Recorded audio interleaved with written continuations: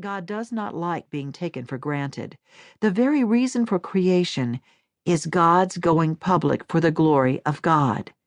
God has designed human beings to magnify His glory. Since my mission here is to spread a passion for supremacy of God in all things for the joy of all people, I commend to you this complementary view of marriage and family rather than an egalitarian one. It may not be too simplistic to suggest that the differences he and I demonstrated in the Wheaton debate go to the very heart of the wider evangelical debate on women's equality in the church and in marriage. Of course, God is sovereign. That is a given for anyone who upholds historic orthodoxy. But is God's supremacy the starting point in dealing with gender roles, particularly the relationship between husband and wife? That God's supremacy should be the foundation for a husband's role in marriage is not necessarily an obvious conclusion. There are certainly other biblical truths that seem far more appropriate, including the comforting passage in Hebrews 13, quoting from Deuteronomy and Psalms, in which God says, "Never will I leave you. Never will I forsake you." So we say with confidence, "The Lord is my helper. I will not be afraid." Here is a passage that reflects on God and at the same time profoundly speaks to the mutuality between a husband and wife. The Lord is my helper, as husbands and wives are helpers to each other. It is true that the Apostle Paul asserts that the husband is the head of the wife in Ephesians 5:23. This statement, however, is surely not a slam dunk for the claim of male privilege. The verdict is still out on the meaning of head. Indeed, kephale, the Greek word translated head, has been endlessly debated by biblical scholars.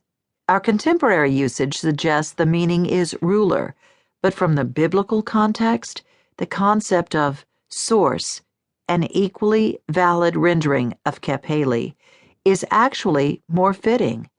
But however kephale is defined, when it is used for the husband, it is always in the context of Christ as the head of the church. Indeed, this metaphor is an absolutely jaw-dropping concept. We sometimes read right past these words from Paul's letter to the Ephesians, "Husbands, love your wives, just as Christ loved the church, and gave himself up for her." Really?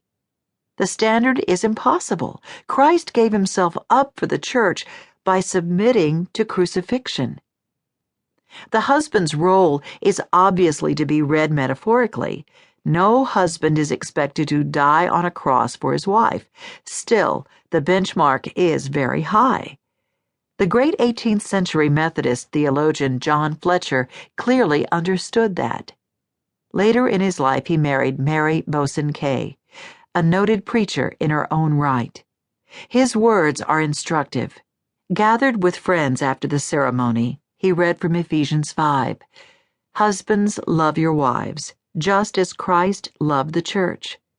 His spontaneous comments are most revealing. "My God, what a task! Help me, my friends, by your prayers to fulfill it. As Christ loved the church, he laid aside his glory for her." When I think of a husband laying aside his glory for his wife, Robertson McQuilkin immediately comes to mind. Although the back cover of his book, A Promise Kept, identifies him first as a homemaker, most people know him as having served for more than 2 decades as the president of Columbia International University in Columbia, South Carolina.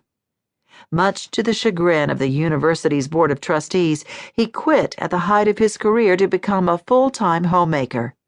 His wife, Muriel, had been diagnosed with Alzheimer's disease in 1981. By 1990, her condition had deteriorated to the point she was becoming agitated and fearful unless he was with her. He had not promised till death do us part to the university. To Muriel, however, he had. So he laid aside his glory as a university president to become a caregiver for Muriel. 5 years into his retirement,